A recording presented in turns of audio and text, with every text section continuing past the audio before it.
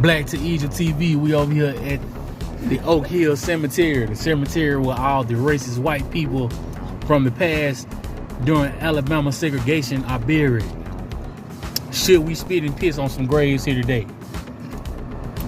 Probably not, but we are here to view a couple of the racism's finest from the past. Be careful. All right, guys, the first grave that you see right now is in the shape of a Egyptian obelisk, and this is James W. Sloss. He is the owner of the Sloss Furnace.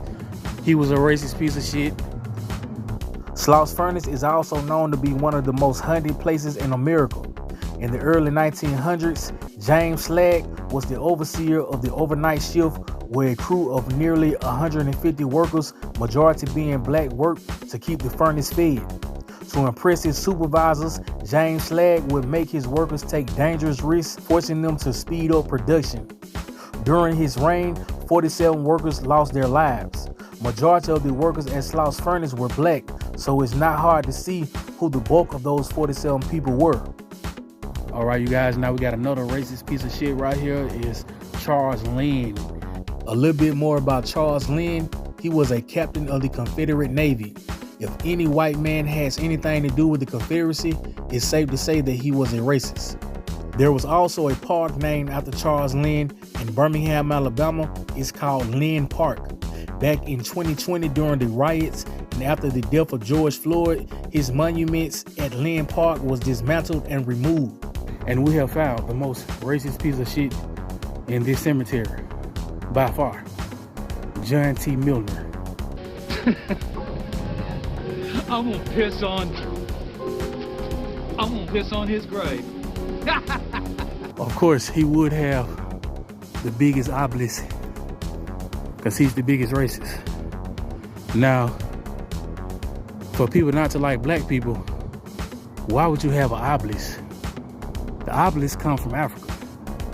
John T. Milner was a slave driver that looked to benefit off the cheap labor of imprisoned black people through what they call convict leasing. After the emancipation of black Americans, Milner was instrumental in the movement of replacing slave labor with imprisoned black laborers. Milner understood it was impossible to drive free labor the same way they could force prisoners to mine and build railroad infrastructures. This is why in the late 18 and early 1900s, black people were receiving felony charges for little to nothing. For instance, black people were receiving 5-year sentences for adultery. In some southern states, a black man could be locked up for walking on the sidewalk. The movie Life had a lot of hidden gems about people like John T. Milner and convict leasing. I know just what I'm saying. That black gold thing my dad ever gave me, and he got it. Tell me what you did. Is there any truth in what this man is saying? What the hell difference does it make? At least the state of Mississippi got 40 years of cheap labor out of the deal. Motherfucker, you done took our lives away from me. Give me the gun, Ray. I'm gonna kill him. I'm gonna knock him myself.